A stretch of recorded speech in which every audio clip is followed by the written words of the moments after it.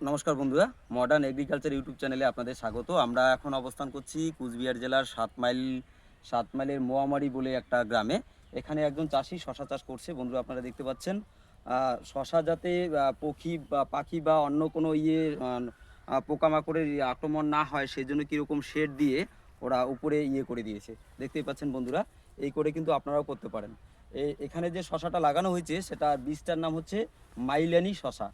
দেখতেও পাচ্ছেন যে চাষি শশা চাষ করেছে ওনার সাথে কথা বললাম। উনি আজকে সকালে শশা তুলে বাজারে বিক্রি করার জন্য নিয়ে গেছিল। তারপরেও দেখতে পাচ্ছেন কত শশা এখনো কিন্তু রয়ে গেছে। দেখতে পাচ্ছেন বন্ধুরা, তো শশা চাষ খুব একটা লাভজনক চাষ, আপনারাও করতে পারেন। তো এই যে শশা চাষটা করা হয়েছে এখানে কিন্তু মালচিং পদ্ধতি অবলম্বন করা হয়েছে। দেখতে পাচ্ছেন যাতে নিড়ানির কোনো প্রবলেম না হয় বা নিড়াতে না হয় সেই জন্য প্লাস্টিকের যে মালচিং বলে সেই মালচিংয়ের উপর এই চাষি শশা চাষ করেছে, এবং যাতে পাখি বা অন্য কোনো পোকামাকড়ের আক্রমণ না হয় সেই জন্য কিন্তু উপরে শেড দিয়ে করে দেওয়া আছে।